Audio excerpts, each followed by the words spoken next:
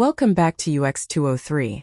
Last lecture we established what UI and UX mean, and why they drive measurable business outcomes. Today we go one level deeper. How do you actually find out what users need before you build anything? This lecture is about user research and personas, the foundation of every design decision you will make in this course. We are now in Lecture 2.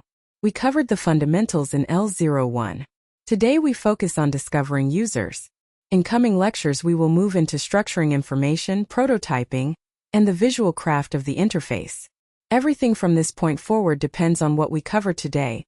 If you do not understand your users, every subsequent design decision is a guess. The uncomfortable truth about product development is that most teams skip research and pay dearly for it. 42% of startups fail because they built something nobody wanted. Not because the engineering was bad. Not because the team was weak.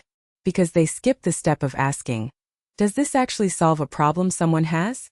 Only 1 in 10 product assumptions survives first contact with real users. That means if your team is making 10 design decisions based on internal intuition, 9 of them are probably wrong. The question is whether you discover that before or after you ship. And here is the encouraging flip side. 85% of critical usability problems are caught with just 5 user interviews. You do not need a research department. You need 5 conversations with real people.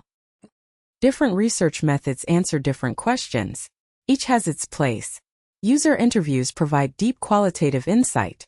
You are not looking for statistical significance. You are looking for motivations, mental models, and the language people use to describe their problems. A single interview can surface an insight that changes an entire product direction. Surveys give you quantitative breadth. They are good for validating patterns you have already observed in interviews, confirming that a problem is widespread, not just anecdotal. But surveys cannot tell you why. For the why, you need conversations. Usability tests reveal the gap between what users say and what they do. You put a person in front of a prototype or product, give them a task and observe without interfering. Every hesitation, every misclick, every moment of silence is a design signal. Analytics tell you what is happening in aggregate. Where are users dropping off? Which paths do they actually take? Which features go unused? Analytics are invaluable for knowing where to look, but they cannot explain why users behave as they do. That is what the other 3 methods are for. Conducting research is only half the work. The other half is making sense of what you found, and that is where affinity mapping comes in. Affinity mapping is the process of taking individual research observations, quotes, behaviors, pain points, workarounds, writing each one on a separate sticky note, and grouping them by pattern. The clusters that emerge become the themes that drive your design decisions. The key technique is clustering in silence before naming. If you name the groups first, you anchor everyone to your interpretation. Silent clustering lets patterns emerge from the data itself rather than from the loudest voice in the room. Miro is the standard tool for this, 1 observation per sticky, color-coded by participant so you can see whose experience shaped each theme. Cluster in silence before naming. This avoids anchoring bias. The group sees the patterns independently, and then you name what you see together. Once clusters are formed, voting dots surface the highest frequency insights quickly. Each team member places dots on the themes they consider most critical. In 2 minutes you have a prioritized map of what matters most to users. Airbnb used exactly this method to redesign their host onboarding flow in 2019. Research with hosts surfaced a recurring pattern: anxiety about strangers. The product response was a trust and verification system that addressed that anxiety directly, and host signups increased significantly. A user interview is not a conversation. It is a structured research instrument. Done correctly, it generates reliable evidence. Done incorrectly, it generates confirmation bias. Recruit participants who match your target user. Not your colleagues, not your friends, not your most vocal customers. 5 participants from your actual target demographic will teach you more than 20 convenience-recruited people. Start with context questions, not product questions. Ask about their daily routines, their current tools, their frustrations with the problem space. Let them tell their story before you ask about your solution. Ask them to perform a realistic task rather than answer hypothetical questions. Can you show me how you would normally do X?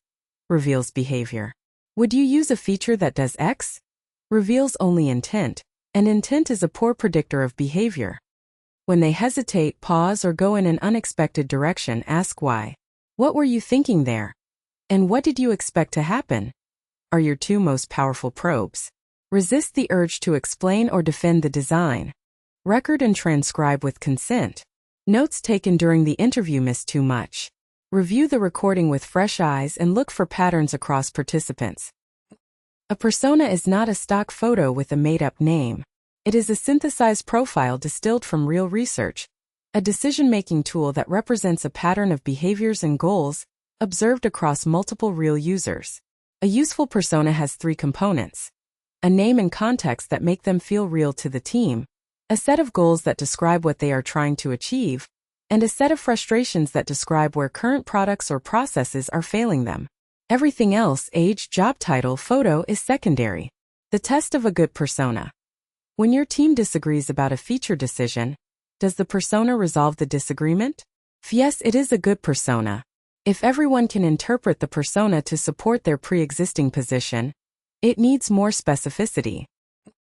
Qualitative research gives you the why. Quantitative research gives you the how widespread. Maze is a tool that lets you run moderated and unmoderated usability tests at scale, without scheduling 30 separate sessions. Maze combines moderated and unmoderated tests in a single platform. You upload a Figma prototype, write tasks, and distribute a link. Participants complete the tasks in their own time and environment.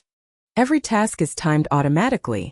You can see exactly where users drop off in a flow, and Maze flags steps where completion time spikes. Those are your friction points. Click heat maps overlay the distribution of where users actually clicked versus where you intended them to click. If the heat map shows clicks scattered across a page rather than concentrated on the primary CTA, the hierarchy is broken. Maze generates shareable report links that bring stakeholders directly into the research findings.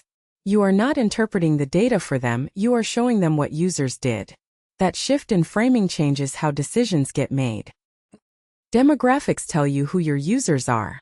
Jobs to be done tells you what they are trying to accomplish, and that turns out to be a far more powerful design lens. The framework argues that people do not buy products. They hire products to do a job in a specific circumstance. Understanding the job, not the demographic, is what leads to products people actually want. Functional jobs are the practical tasks. Send a message, pay an invoice, book a flight. These are the most visible, but rarely the whole story.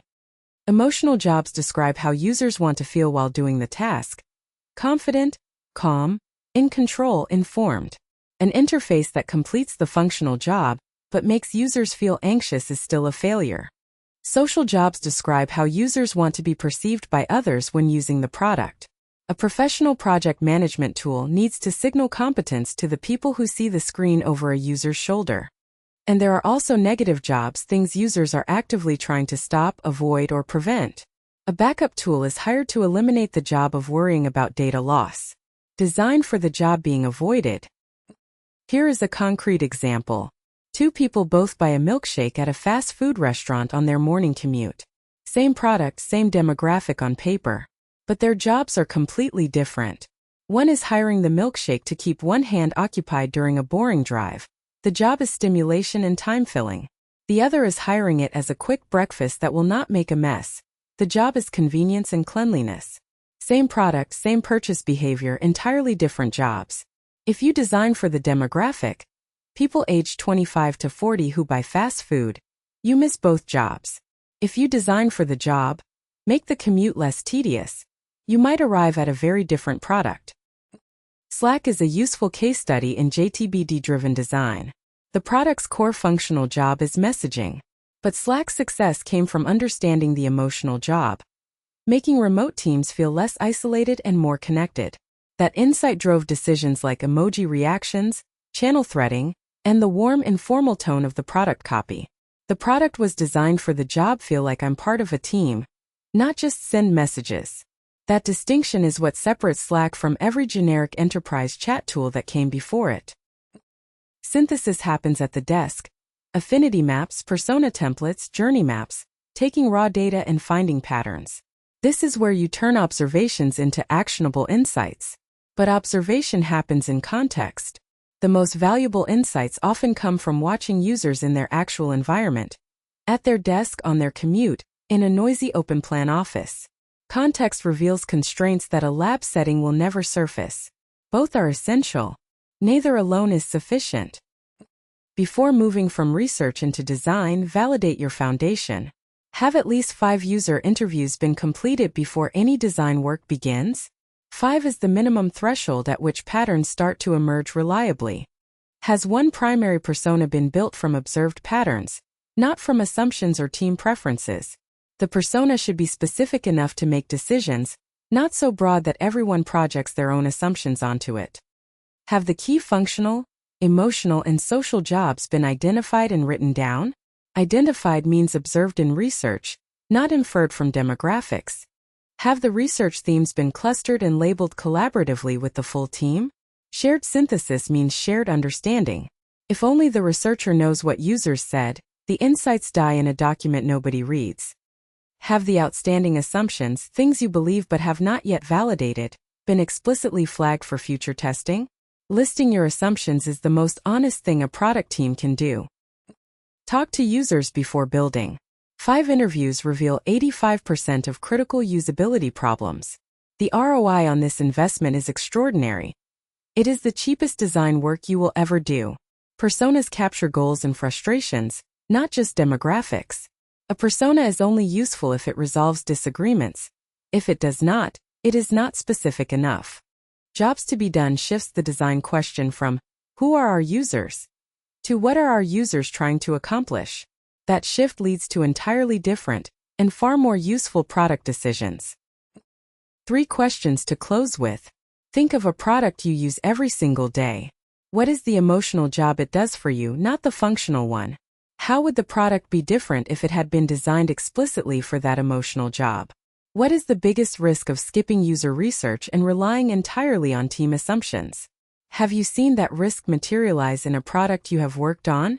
And how would you explain the difference between a persona and a target demographic to a skeptical developer who thinks research is soft? These questions matter more as we move into information architecture in Lecture 3, where the decisions you make depend entirely on understanding how users think about your content. See you there.